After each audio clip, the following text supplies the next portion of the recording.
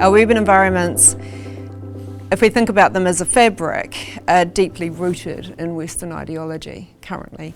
And there's issues around equity, there's issues around health, and I guess if we think about our urban environment and we think about our current urban design principles as like a pattern, and the result is the fabric, perhaps it's time that we rethink the pattern.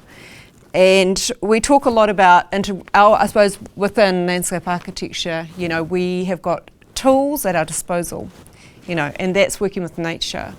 But how can we dig deeper and introduce a deeper level of nature into that urban fabric? And I'm thinking particularly here in Ōtautahi, the work that we were involved in with Matapōpiri and the concept of mahinga kai as a knowledge system, and the blueprint that was developed, which was really, it was very, I suppose, based on Lynchian theory and really brought forward a lot of our current urban design principles.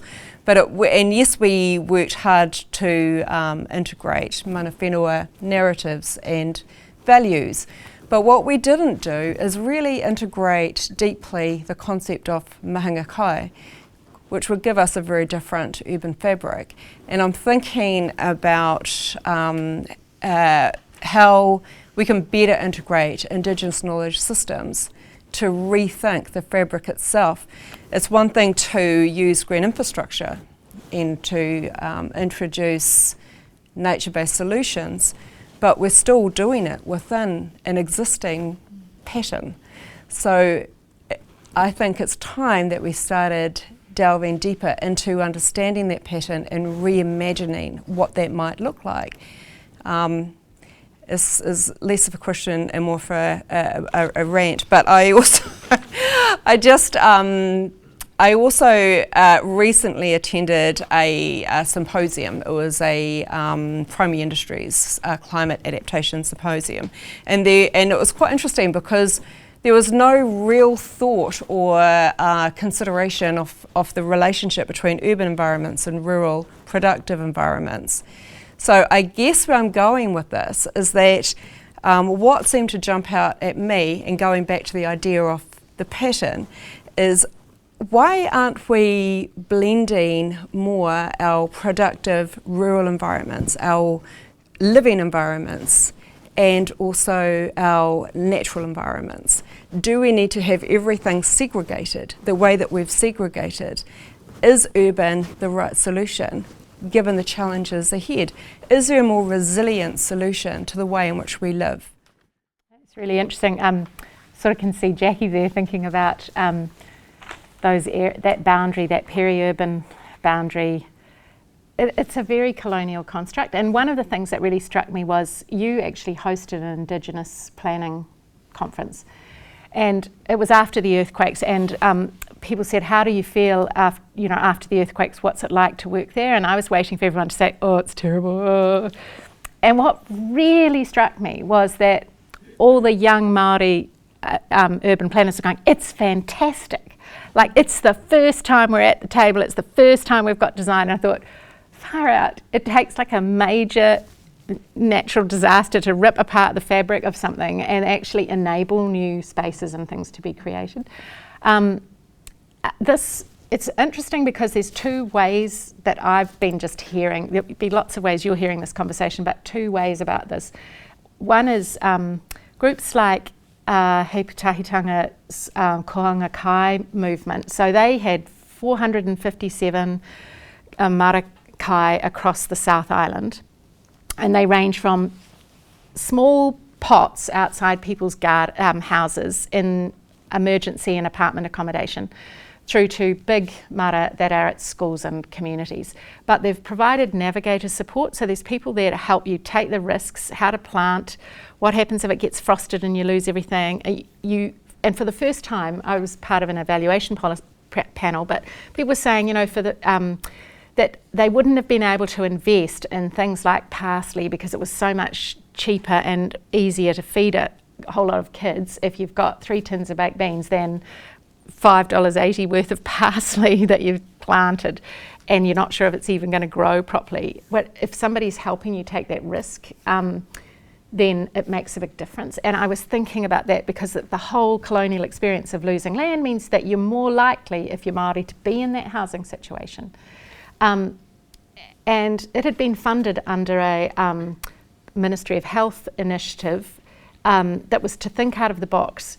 But one of the first responses from the Ministry of Health, when the communities were overwhelmingly talking about the co-benefits of what had happened from this experiment, was, but how does that fix diabetes? And I just thought, far out. You know, here you've reached 3,800 people who are overwhelmingly talking about huge transformation. And we're fixated on the single point. At the same time, that program EAT that's being developed by Angela, sorry, just forgot her name, for food producers, about how do we talk about food and how it's produced and its narratives and its stories. It could become quickly derailed as just a commercial process, but it is the same impetus of how do we, coming from completely different communities, but how do we tell these narratives about what it means to grow food. And it's picking up the fishing, the hunting and the agriculture and the chefs in the EAT process in a very similar pattern when I was reading as the Marakai projects are picking up communities. And I think, food tells stories, and that the growing food then reveals lots of things. So I haven't got any solution for how we crack the old colonial, this is the city and that's the country, but there is something around shared meals, shared food, shared gardens that has always worked. It's just how do you scale that up? Yeah, I think if we can create environments that can produce their own food, that are contributing to biodiversity, contributing also to ecological systems, then that's really the solution. We're not less reliant on, I suppose, council services, less reliant on our large horticultural practices, on the primary industries. They're under enormous pressure at the moment. There's new, they're having to meet increasing demands from the government, and we know that they're struggling. But if we can reduce some of that pressure off them by producing food ourselves within our urban areas, then that sort of, that surely that lessens that pressure, and then that land can also be put to other purposes as well.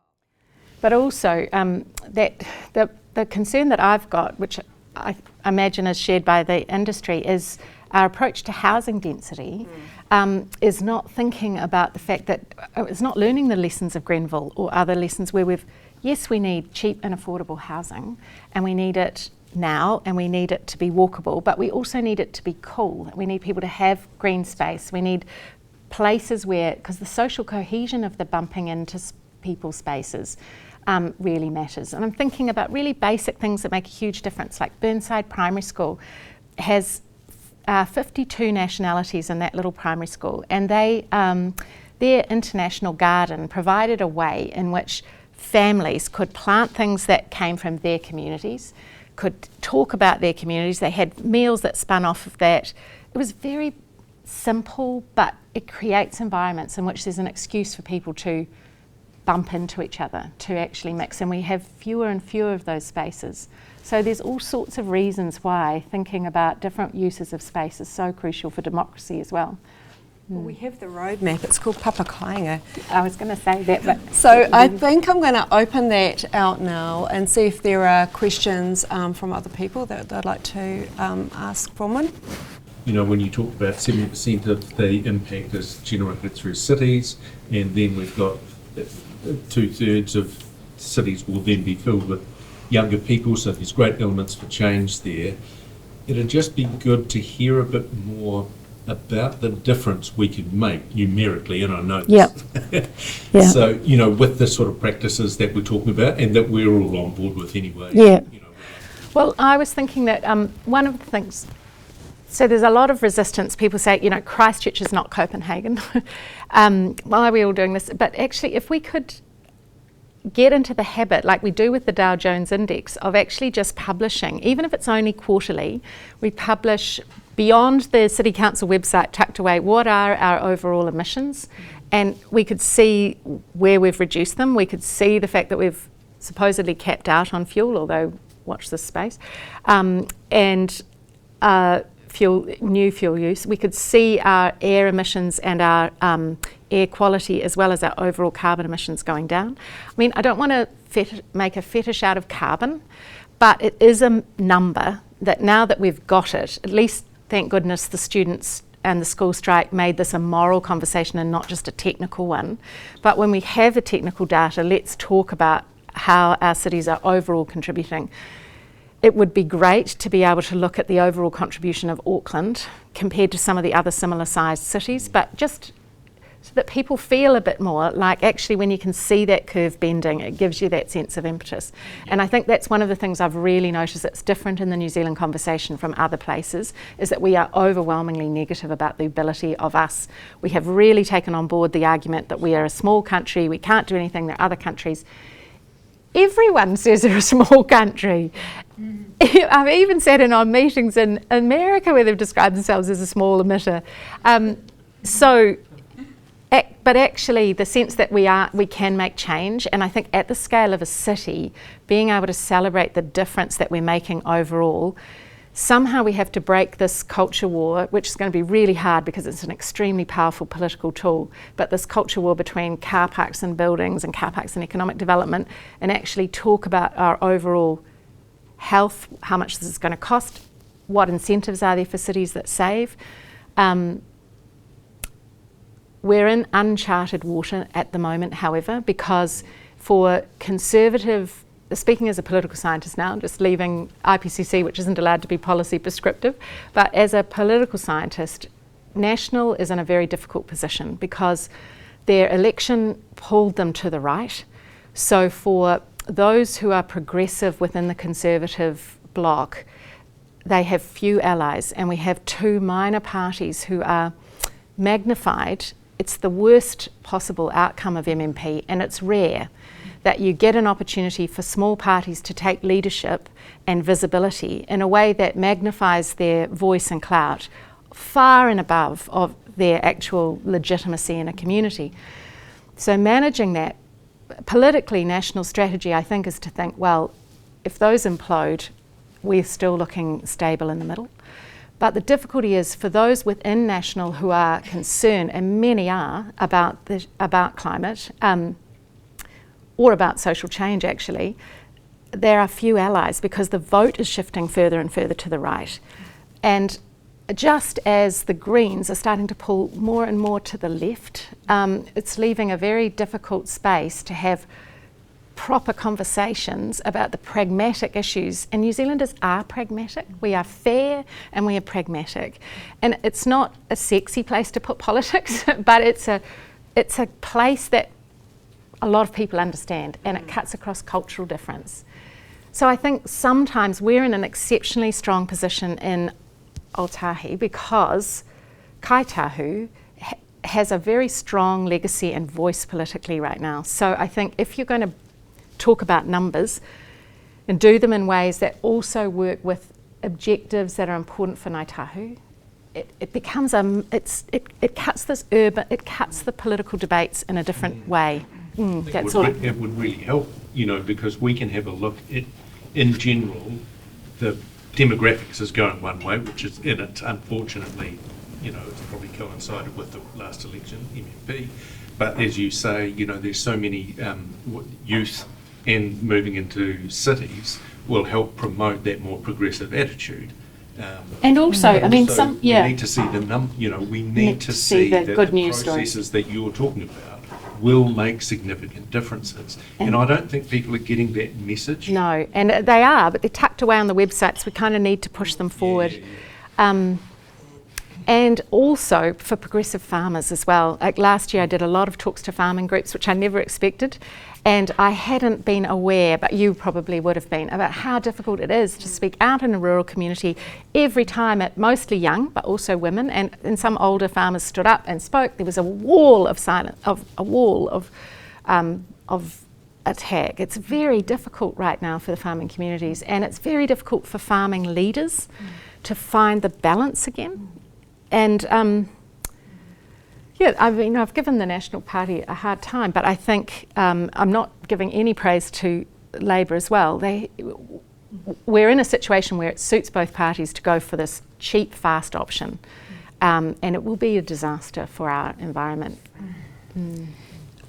Just quickly before I ask Jackie for her question, what is your thought on biodiversity credits? I'm asking this because within Onuku, within the takiwa of Onuku, we are wanting to deliver biodiversity outcomes on a really large scale, and it would enable us to be able to support farmers, for them to justify an incentive for them to justify the conversion of their land, or to look at larger ecological plantings, and for it to be of economic value for them to do that.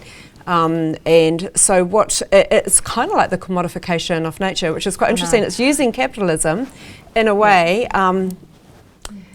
for a good outcome. So it's an interesting thought. I'd love to hear your thought on that. I think it's public now that Lisa Tumahai is leading we've been working with project. her. So I'm always worried about the silver bullets, and I'm always worried about emissions trading more generally. It has a space and it has a role, but it is not the only tool, and it is a very small role. But I think we could learn from the mistakes of emissions trading with investment in biodiversity. And if we think of it as investment in biodiversity, then thinking about making sure that the regulations are consistent internationally. At the moment, there's an enormous amount of finance being moved, and huge potential for corruption in many of these schemes. So it's crucial that the auditing, the accountability, and the value add is around biodiversity and community development, and we're really explicit about that. And carbon, and that the policies are aligned, that we're actually reducing emissions at the same time. We're not just, it's not like we're saying we're building lots of solar farms or we're building lots of green investment and still carrying on business as usual. But I think it could be really exciting, and it's the kind of way you could change a conversation where a city can align with Ngāi Tahu. For instance, here you've got opportunities for that kind of alignment, or with farming communities, and just change the conversation, change the politics. So we've heard, having this conversation last week with potential investors and with Hini Moana Halo, the term nature capital was used, which kind of encapsulates both carbon emissions and also biodiversity, but looking at more of a holistic view of really the benefits of nature and kind of putting a value on it. What's your thought on that? Oh, I'm still not a great fan of nature-based services, but and putting a value on nature. But look, pragmatic, fair, what works, but be realistic. Learn what we've done from the disaster of our overemphasis on emissions trading, and think about what else we need to do in a holistic sense. On that, Jackie? Within landscape architecture is a theory of eco-revelatory design, which is how the landscape can reveal change.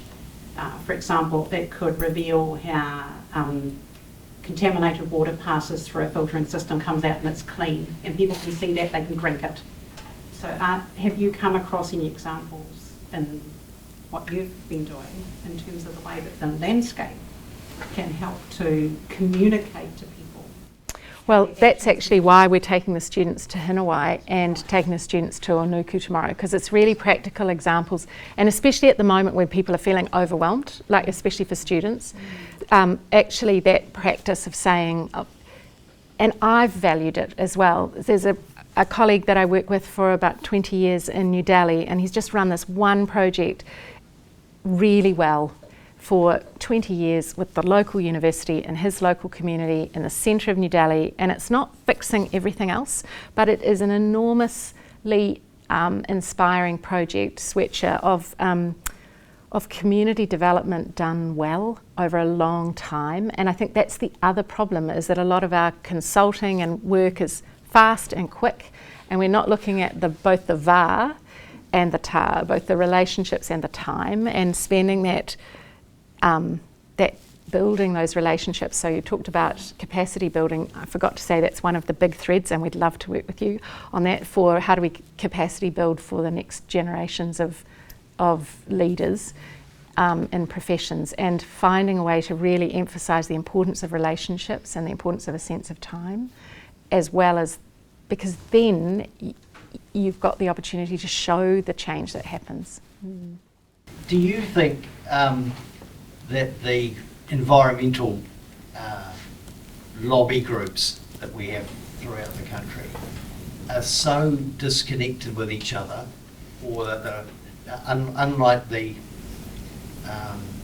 agricultural rural sector, we don't have that kind of connected lobby for environment? Do you think that's something that needs to happen? Well, it's so lovely, great to see you, because Grant and everything I learned about climate and landscape was at St Albans School, where you developed the playground in that kura, and there was so much politics in one community in one little place. But thinking about how you get these messages across, I actually don't think that the agricultural community is. In fact, I've never been rung by so many anxious and worried leaders, or recently ousted leaders of rural community groups, who are very anxious about the changes that are happening, and very limited. And this is what I'm saying about how difficult it is for National at the moment. They're very limited in what they can say, because we've moved into this, we're moving the politics further and further to the right in a way that's leaving the communities behind, but it's magnified, so everyone thinks, well, I must be the person out of step. And so I think actually, a bit like landscape revelations, helping people see what other people think is important. And so creating spaces where people can come together is more important than it ever has been before, because I think about Onuku at the time when the community was so divided about their wastewater, and it's still going to be a difficult issue because it's so expensive now, and every community needs a wastewater system. But the difference of bringing a predominantly non-Māori community onto a marae and just being in the space made a huge difference to a divided community. And I think my concern with the environmental groups is that they need to come, they need to work with Ngāi Tahu, they need to work with Māori. It's only ever been through treaty resistance that we've ever seen really our major environmental shifts. So it's breaking up the alliances, changing them. It's not the environment groups coming together, it's the kind of wider networks of change that includes those on the conservative left and right who are at the moment feeling disempowered. Don't you see it in some parts of Aotearoa with iwi who aren't so corporate development focused as Ngāi Tahu are, that you do see much more association and relationship with environmental groups. I think Ngāi Tahu is very different than much of the rest. Well, I think that Ngāi Tahu's water case will be huge. And I think it's going to really shift a conversation, but everybody's got a challenge of bringing their communities with them. Yeah. As a group of landscape architects, if there was anything, instruction or a final remark from you that we can take away to help to shape that better Aotearoa that we want to shape, what would it be? make public comments about the fast track legislation. Yep, okay. As well as urban density. I mean, I'm just so grateful to you, but right now we're going to change politics in a way that we have not anticipated. Its effects are going to be huge for democracy as well as for our environment. And it's not the attack on the environment, it's the fact that everybody loves it secretly because they're thinking, yay. And actually, we need the sensible, thoughtful, creative voices to go, we can have some change, we need some change, obviously, but this is going to be a different kind of politics that we haven't seen in this country, at least for ages. I can't think about long. Yeah, so I think notice, this is a time really to actually start noticing. And it's going to be hard because the contracts are not going to be, it's going to be really hard. Can I just add to that, just when you were saying, I'm Lori, I work at NZILA, but in terms of comment about the fast track legislation, don't leave it just to your organizations to do that. Volume speaks volume. So, create a template and share it within your organization, and people can add those submissions individually. Volume is massive, and it will be acknowledged. And even if it's like the thinking about what makes good decisions, like all the roadblocks, but you also know the conditions that make good decisions. And I think we can overstate well, actually, I don't think we can overstate how bad this legislation could be.